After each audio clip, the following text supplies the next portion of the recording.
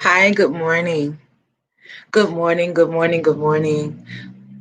I know that most of you will watch this on a replay because I haven't advertised that I'm filming today or this morning, but I'm going to actually act out what today's topic is about: evicting or eviction, our deepest fear.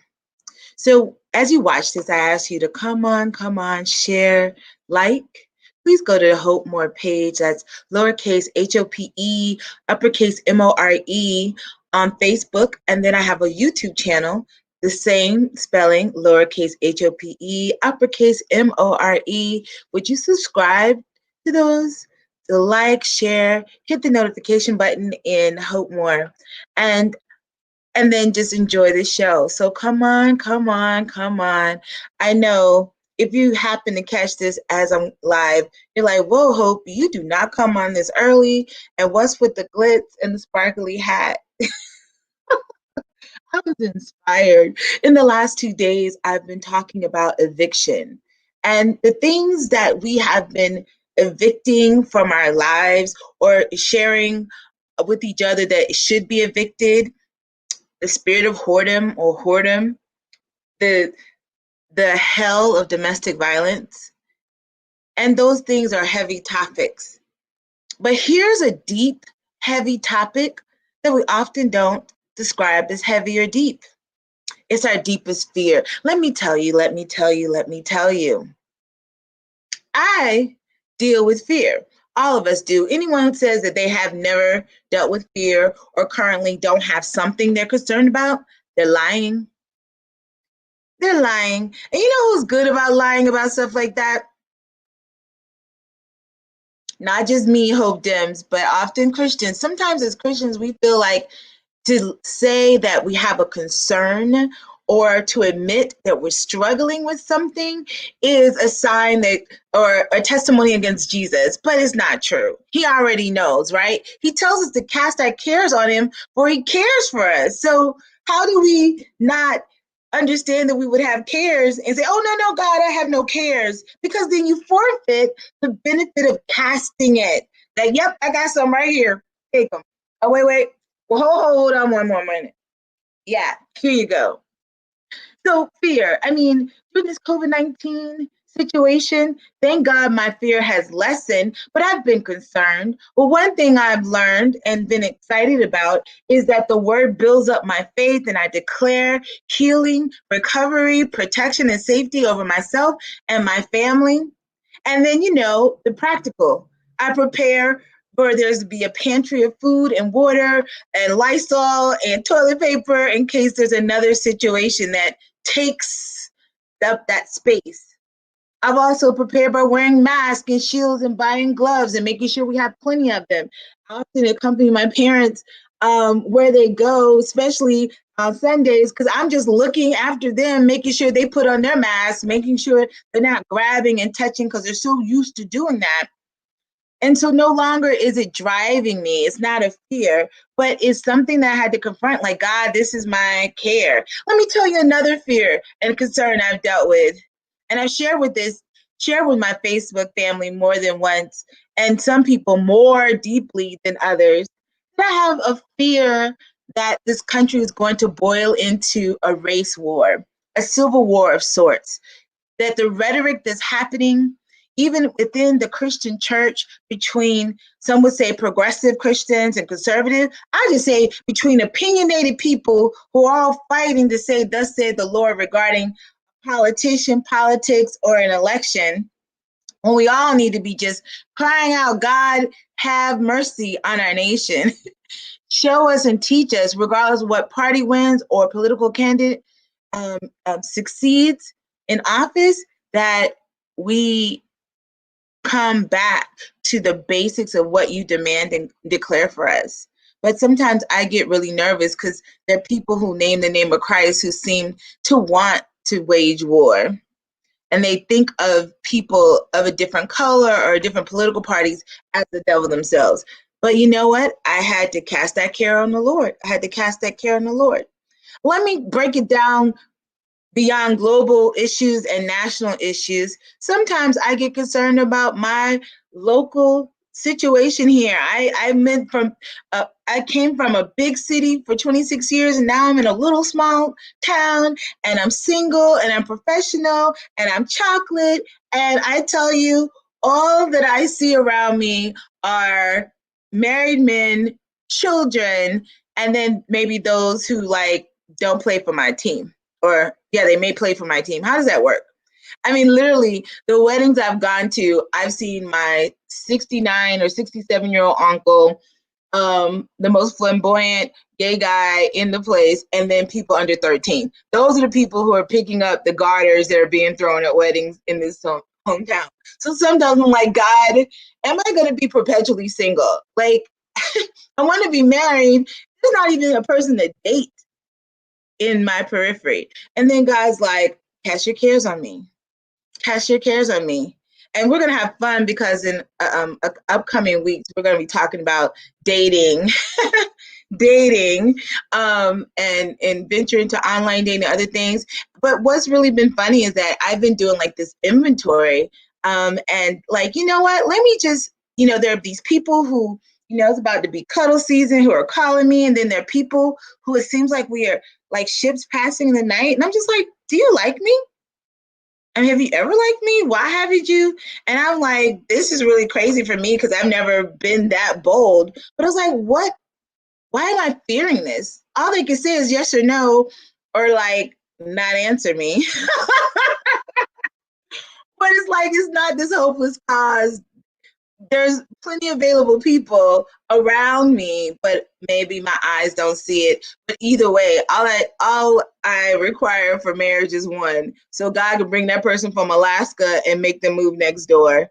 So we all have fears, right? The global ones, the national ones, the local ones, the ones that are really personal. But the fear I want to talk about today is often called our deepest fear. Yes, I should have known Adrienne would be up. She's been praying for 2 hours, I'm sure. For those of you who don't know and watching the replay, it is about 7:15 a.m. in the morning. So let's talk about it. Love you, Adrienne. My girl always encouraging me. Let's talk about our deepest fear. I believe, and it may not be our greatest fear, it may not be our most current fear, but it's a deep fear because it's under the layers often of so many other things. Our deepest fear is capsulated, I think, by this statement that people many times attribute to the great Nelson Mandela. But actually, it was originated by someone named Marianne Williamson, who wrote A Return to Love. Our deepest fear is not that we are inadequate. Our deepest fear is that we are powerful beyond measure.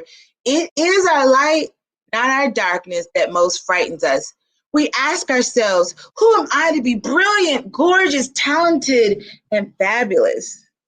Actually, who are you not to be? That's some powerful words. I mean, it's not scripture. It's not scripture. But when the word says that we are fearlessly and wonderfully made, I think this is just an exposition of that declaration. So today, yes, on today, when I got up and I was like, Lord, I felt my third eviction notice would be going out to fear. And I was already and rooting to expel the fear of the virus and the elections and being alone and all these things, your finances, your job, your premature death of family members. But I was like, you know what? A lot of people are talking about that. That's not what I want to talk about today. I want to talk about that fear of greatness. Now, some of you, like me, may have experienced in your time of living moments where you felt great. I don't know, maybe for you it was in high school and you made that big touchdown during a state championship and you felt on top of the world.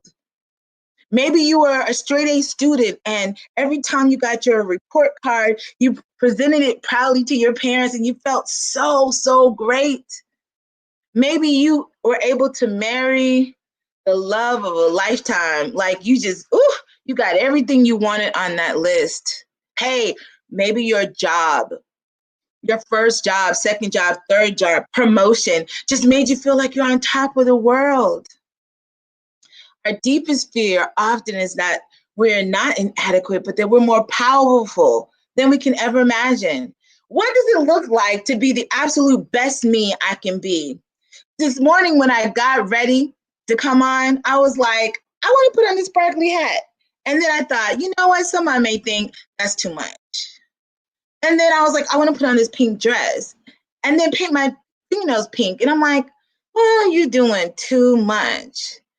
And I started thinking, why do I say that to myself almost every day? I fight to not be too much. Where did that come from? Who told me I was too much? So then I dared myself to get even more glitzy and put on some sparkle. I was like, whatever, this is my show. I can do what I want. What is it that makes us afraid to be great? I have some thoughts for you. And I want to sort of share a little story and then go over some points. And I got even scriptures this morning. Come on now. But I'm not really preaching to you. I want to encourage you. You are called to be great. And that greatness looks different from everyone. Greatness is not necessarily fame or fortune, but is internally what is significant to your soul. What can be the best you can be. And the truth of it is, I can get frustrated with myself when I keep questioning the greatness I'm called to because of other outside factors, right? So I want to talk a little bit about that deep, deep fear. And I can't believe I have people this morning. All right. Thank you, honey. Looking good. I appreciate it. So when I was young and living in, the small town I live in, my mother was very involved with the community. She created a lot of things. She had a youth choir. She started a Bible Bowl. She started a pageant. And I was very, very involved in many things that she started and many things that other people started in the community. In fact, we got to get back to some of that stuff in Perry, Florida, because there was so much for youth to do. So much. Every church had programs. It was just so much for youth to do. And I, particularly because I was a very bright child, any contest where I had to do reading, arguing, whether it's in the predominantly Black community or the predominantly white community or at church or at school, it would not be unusual for me to get the number one prize or to win or get the most points.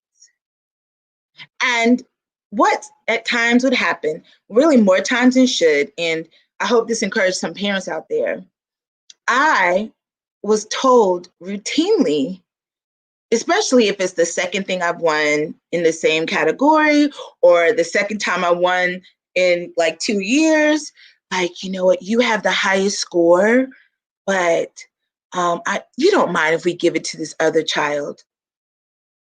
You actually won. You had the best so-and-so. You don't mind if, we let him have it because we want to encourage the children. And, you've just won so many things. And what it ended up developing in me is this concept that there's only so many things I could be good or great at. There's only so many times I can win. After so many times of winning, you got to step back.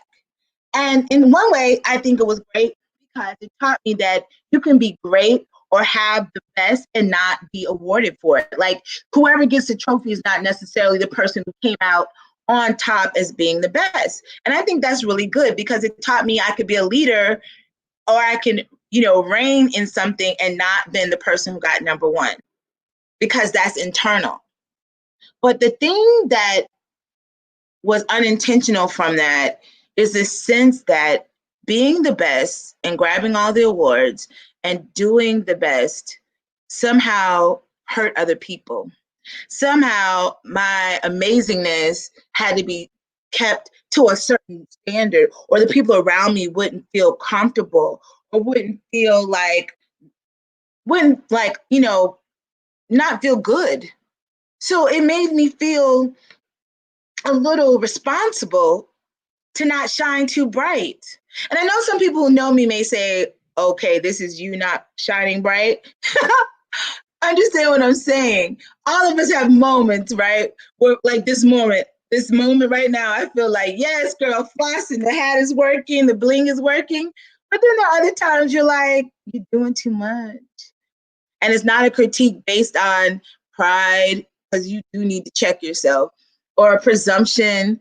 The Bible talks about don't go sitting at the best seat because your feelings may be hurt because you'll be told that this is your seat over here. So I'm not talking about that. I'm talking about that internal, I want to be the best that I could be. And I find as an adult, there are times too often that I'm afraid to be great. So let me talk about it, because I want to break that. I want to evict that. And I've been working on evicting that for a few years. And even doing this Hope show, this Hope More show, is a step towards evicting that. Because I'm not trying to be anything but the best that I can be. So I hear back, and know most of the time it's a positive feedback. When someone's like, oh, what are you doing? Trying to be Oprah?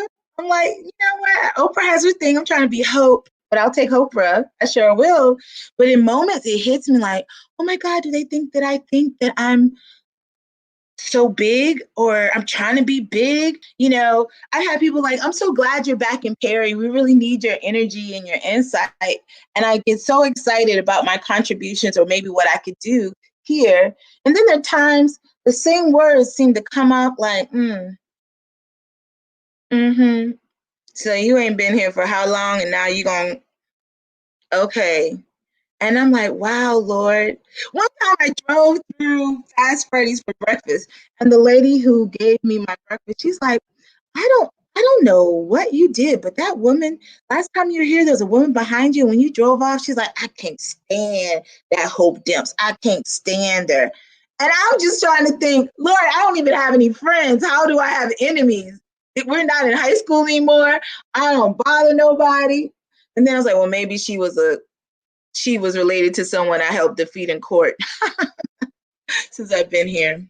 But let me tell you, these are things that hit us when it comes to fear of being great. Fear of being great. I love this quote that that people talk about, the Jonah complex. The Jonah complex. And for those of you who don't know about Jonah, Jonah was called to go to Nineveh to preach the gospel, basically, so that people can be changed. But he didn't want to, because Nineveh had a lot of issues that he had. Like, I don't want to see them people delivered. So he went on a trip, and in that trip, he ended up getting thrown into the ocean, and then he was swallowed up by a whale. And I'm not here to talk about the swallow up of the whale, all those things, but he ended up having to spend time in isolation to basically push him to do what he's called to do and be great. Abraham Maslow says we have, all of us, an impulse to improve ourselves and an impulse towards actualizing more of our potentialities, towards self-actualization or full humanness or human fulfillment, or whatever term you like. Granted this, then what pulls us up? What blocks us? The fear of one's own greatness. The fear of one's own greatness, or the evasion of one's destiny, or the running away from one's best talents. So here are the things that I deal with in our prayer requests, and maybe you can identify. Sometimes if our deepest fear of being great is being afraid to dare dream. Some people right now, you may be, without your high school diploma, and you feel like you're called to be a doctor. It's like, why should I even dream about that? I'm 35 and I'm gonna have to start over, and then I won't even be able to be eligible for another, at least get your GED, then maybe college 4 years, then med school, and then what do they do after med school? They go to their residency. So God, that's 12 years. I'm 35. What am I gonna do? And God's like, don't be afraid to dream. And it's amazing how sometimes we know what we're called to, or we feel a strong sense of calling, and our only direction points us in a way that seems so impossible. But what if you, as a non high school graduate, that your desire to work in medicine, maybe you won't become a doctor if that's not what is in the will or works out with your life, but maybe you could become a nurse practitioner. Maybe you become a physician assistant, which is really the doctors we often see in emergency rooms. They're not actual doctors, they're usually PAs. Or maybe you're just supposed to go in there and graduate one of the baddest doctors at an elevated age, and you will live to be 103 and still have like 40 years of practice. Sometimes we are just afraid to dream because we're afraid to want more. Have you ever been afraid to want more? I have to say, and this is less about the location than where I was. When I first came and relocated to Perry, it's like I felt like I had to suspend all of my dreams and stop dreaming because I didn't want to be disappointed in the inability, or what I saw was the inability to achieve them. So I felt sort of catatonic for a season. Things that helped me get out of that was walking with Girl Trek and getting involved with starting a boys and girls club and just like pushing myself to make new dreams or to find other ways to to develop those dreams. And now here I am doing a show on the internet in a format that now, because of COVID-19, is readily accessible and available. And I'm like, God, I just thank you for this, because this kind of stuff, I mean, being able to practice law and do ministry, even if it looked differently, was something I could replicate from Atlanta, Georgia to Perry, Florida. But how in the world am I going to produce a talk show? And then God's like, check out Jimmy Kimmel. In March, he was doing the same type of format. And I'm like, wow, don't be afraid for greatness because you're afraid to dream. Afraid to fail trying. Is there much more that needs to be said? Sometimes we don't want to exert the effort to even try, because to even try, maybe from the outside observers, like, who do you think you are? Who do you think you are? Oh, you want to start a restaurant? Do you know how to cook? Do you know about the permits? And if you don't make it, then you feel maybe an external or internal criticism. Ah, see, I told you so. But you know what? Failure is a prerequisite of success. Did you know that? Failure is a prerequisite. It's not. Failure is not an option. It's a prerequisite. Not to say that what you go after, you won't make it, because there are some people who make it the first time. But did you understand that no one makes it all the time for everything they go for? So we can't be afraid to fail. And let me tell you, although this is a much more upbeat, elevated, nice motivational speak, I say this with fear and trembling, because this is what God is speaking to my heart. So I feel like I'm going to be accountable and tested even this very hour. When it comes to being afraid to be great, sometimes we're afraid to be ostracized. I already talked about that. I had things come to me, and well-meaning adults saying, "Do you mind? Do you mind?" We don't want to discourage the other people who are in the contest if you win again. And that unintentional lesson is that if you win, you may be excluded from a group. That's what ostracism is. You may be excluded from a group, and all of us want to feel a part. That's especially women. We can get it, right? Like sometimes if you draw too much attention to yourself, everyone's like, "Oh, you look so cute." Da, da, da, da. Especially if you find yourself feeling overdressed or whatever. You're like, "Oh, no, thank you." I was like, "Stop looking at me." Some of that comes from you're afraid that someone may get jealous or think you feel all that.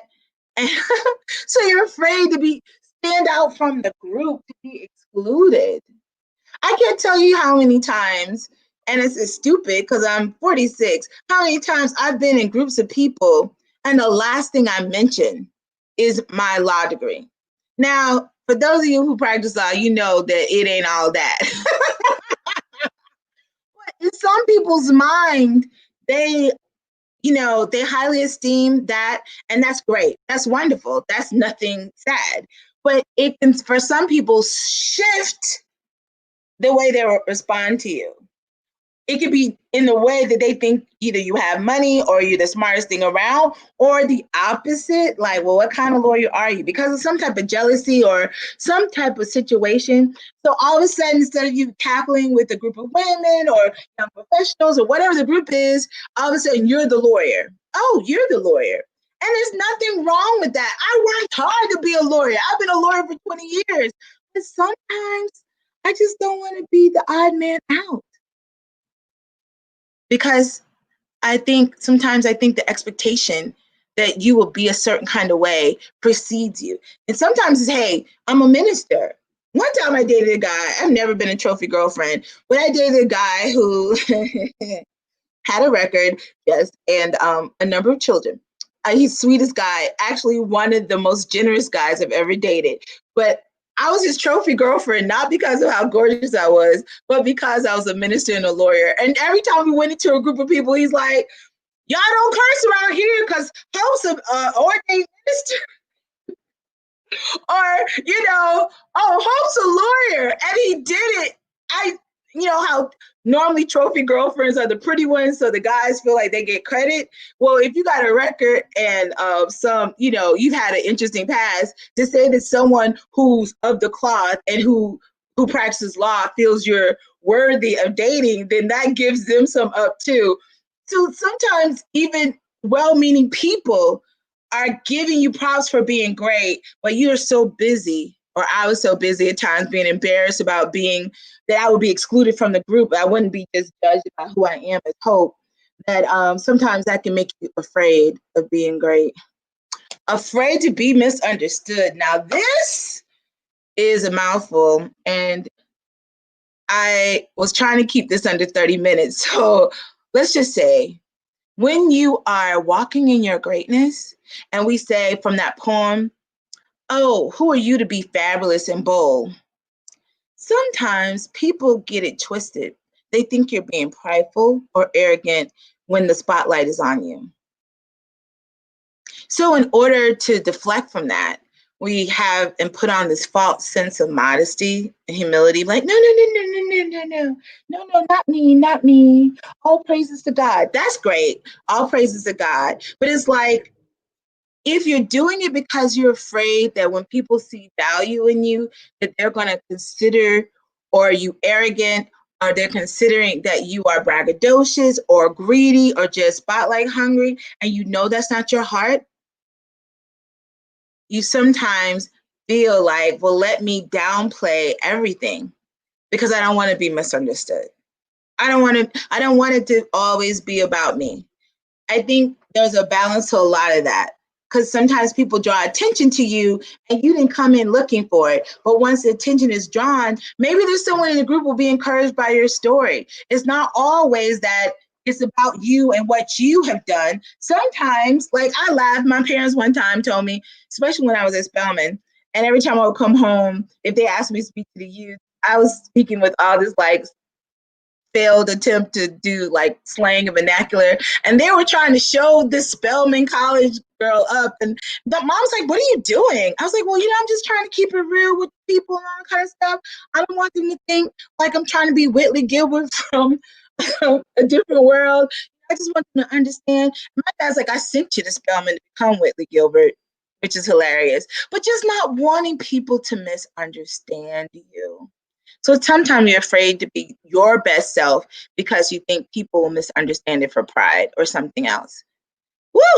Afraid of potential isolation. Now, what's different, right, from a fear of being ostracized is sometimes we know that the greatness God is calling us to, there's not a lot of people at that level. Or maybe in order to get to that level, you have to exclude other people for a season of concentration, because you know what? You may have never seen the path before. You can't just look at someone like, okay, I need to do it like this. So sometimes, not only just in prayer, but in focus, because like, if you're looking too much from your left or right, you're never going to make where you're supposed to be. So you're afraid of that isolation. You don't want to be isolated. It's so much more comfortable doing what everyone else is doing. And it's not to say that everyone else is not doing something nice, good, or positive, but Many times that path to greatness is an isolated one. So unlike ostracism, where people exclude you, you may be called to exclude people. It's not even about them, it's about your calling. Another reason why, and we only have one more reason to go, that we could be fearful of greatness is that we're afraid of the responsibility. Too much is given, much is required. Now, if you're a believer, this hits you. If you're not a believer, or you're a person who doesn't necessarily feel that you have a responsibility to the rest of humanity based on your own success, then this don't hit you either. But if you do, you understand that God is giving you an opportunity to be a blessing. And not only that, he's giving you something, so he's requiring something of you. He's requiring something of you. I love this scripture, Genesis 12:2. See, I told you I had scripture. I think it's the first time I put scripture on a show for Hope More.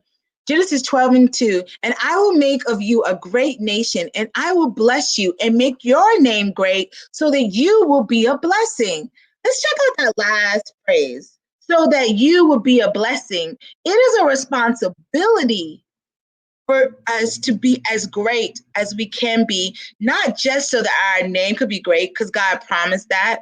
And your name being great, again, is not about fame. What is your name known for? The Bible says it's better than rubies, a good name, but he did it for you to be a blessing. So sometimes we're afraid to be great because, Lord, the more you give me, the more you're going to expect. The more you're going to expect.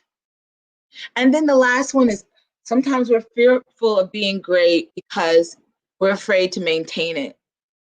All of us have seen Hollywood true stories where someone has gotten great fame, great money, and they lost it. They lost it all. In fact, their lives, or this time of their life, ended worse than if they would have never gotten or sought that fame. Like, they had a family, they had children, they had respect. They were given an opportunity for a great platform, and out of it, they lost their family, they lost their children, they lost respect, and sometimes their lives. Sometimes we're afraid to be great because it's a lot to maintain. We think maintaining our rent and car payments on time is something. Try having billions of dollars and thousands of workers. Try that. And to continue to be on top. Sometimes we like, you know what? Let me not even try to be great because I know how to maintain this. I know how to maintain my, 5-figure job and, this vehicle and this opportunity. But if I had an invention that went across the world, I don't know how to maintain that. And then if I failed later on or had some great dip, then I would feel even worse. I just don't even want to have that. Just understand that God has you. God has you. Uh-oh. And I guess this goes as an extension, afraid of the unknown. Sometimes we fear to be great because we don't know what that looks like. Can I tell you something? I'm in close.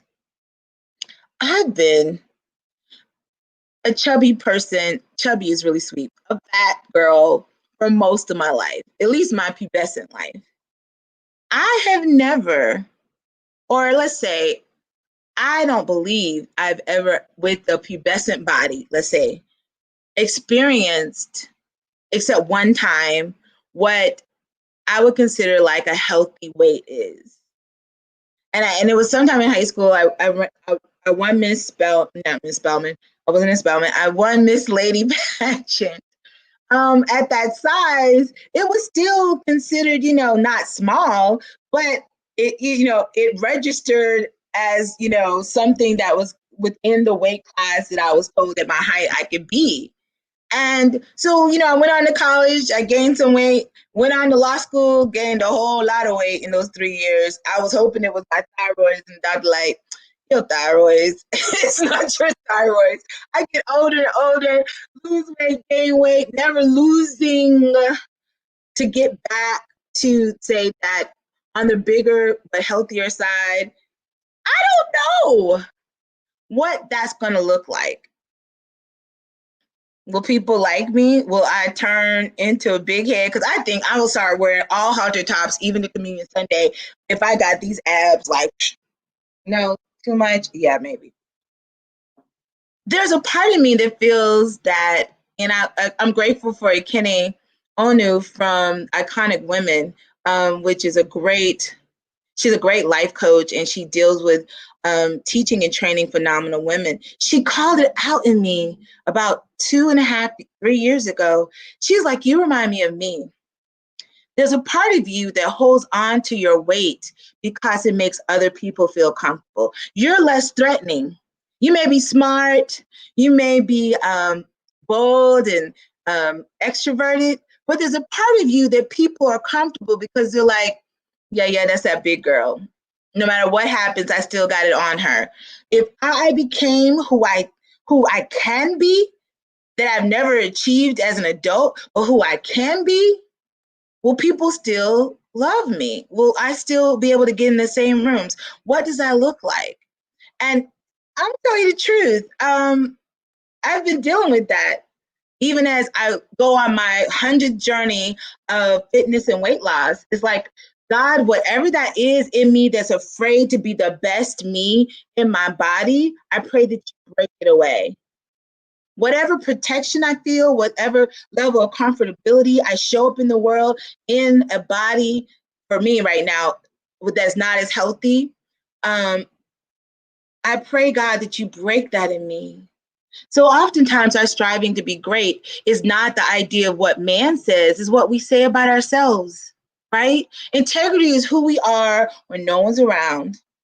And do you believe that you are living and showing up in life for yourself the greatest you can? And if you're not, how can you change that? No excuses, no shame. How can you do that? Now, God forbid that for some of y'all, the answer is I'm going to leave my husband or I'm going to throw my children off at grandma. God knows what we have and he works around it. God knew, I didn't know, that I would be in Perry, Florida because the needs of my mother and father just drew my heart here. But he knew that when he gave me a calling. I'm like, God, how you tell me I'm going to be great? It feels like you took me up to the mountain just to drag me down to the valley. There's a movie called with Minnie Driver in it, The Circle. Love that movie. Can't find it nowhere. It's not on Netflix, Prime Video, but I think it came in the early 90s. And she was having to come back home to work in her parents' shop, but would go to college like an hour or two away every week. And she wanted to live there. And they're like, we need you here at the store. And she's like, why did you let me go see and say, this is what you cannot have? And that's sort of how I felt with the Lord. But God reminded me of this truth. Psalm 56, 3-4 says, when I am afraid, I put my trust in you, in God whose word I praise. In God I trust. I shall not be afraid. What can flesh do to me? When I'm concerned about the unknown, when I'm concerned about all these fears that are attached to whatever my trajectory is in the significance and the greatness that I'm trying to achieve, not just for my own desire, but so I can be a blessing to someone else, and those fears come up, I remember he didn't say if I'm afraid, it says when. So God has already contemplated that we'll have fear, but when I'm afraid, I put my trust in him. Because his word I praise. I love his word. I extol his word. I read his word. Sometimes the only scripture I can read, one verse talks about something that God's desire is towards me and how he loves me and how nothing can separate me from his love, how I can do great things. Beautiful are the feet that publish the gospel. Well, I haven't gotten a pedicure, but I'm like, I trust that, God. I should not be afraid. What can flesh do to me? That's not just man on the outside, but that's what can my flesh do to me? What can my limitations do to me? If I trust in God's ability to get the best out of my life, or to desire the best, and his ability in me to actually execute that desire of greatness? What can I do? My limitations. I mean, have you seen those stories? Those stories where someone lost their legs and their limbs and they paint beautiful masterpieces with a brush and ink from their mouths. Do those things just not like, what? I was just watching last Friday about the young girl who got her leg bitten off by a shark. And she's hopping around on one leg, making a difference in the world for shark conservation. I'm like, where do they make them at? Where do they make people like her? And God's like, you know what? She's not afraid to be great. And sometimes when you get just out of fear, you get out of your way, you can do anything. So my closing question to you in dealing with evicting our deepest fear, if fear was not an option, what would you do? If fear was just not an option, like I'm just gonna do this, what would you do? Now we have bad examples of that where people like, YOLO, and they go partying with people with COVID-19 in a little college room because they're not fearful. That's foolishness. That's foolishness. We're not trading fear for foolishness. But if fear was not an option, what would you do? Let's evict fear. And you know what? Fear is like one of those evictions you have to sort of have almost daily, weekly, at least monthly. And if you're not evicting fear, you're probably not being very self-reflective or aware. Because fear, you know how goodness and mercy follows you? I think fear be like stalking you, like goodness and mercy. What about this? Oh gosh, what do those people think? Well, who do you think you are? Your mama said you was nothing. Your daddy said you were nothing. Your friend said you were nothing. Your husband left you. Your children can't stand you. You never was very smart. You never was good with money. Never was very pretty. Nobody really likes you. Goodness and mercy, that fear. You're going to lose it all. You're going to lose your money. People are going to laugh at you. Who do you think you are? Shoot. If you do that, people will not be inviting you to their next little barbecue because they already think that you think you're something. But let's evict. We're already evicting whoredoms in the spirit of whoredoms, which I explained on 2 days ago was more than just about sex. It's unfaithfulness, never being satisfied. And then yesterday, I probably got in trouble for those of you who saw me last night because I dared you to get the hell out of your house when it comes to violence and domestic violence.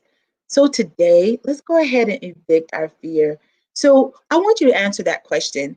And many of you who will see this on the replay, feel free to comment as to what you would do if fear was not an option. What would you do if fear was not an option?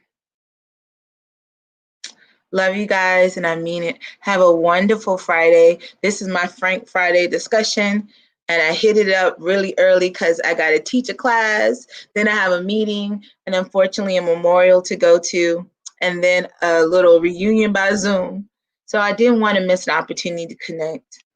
I'm really looking forward to hearing from you. What are you evicting when it comes to your deepest fear, which is that you are fabulous, that you are great, that you are worthy to do great things. Have a good Friday. Love you, and I mean it.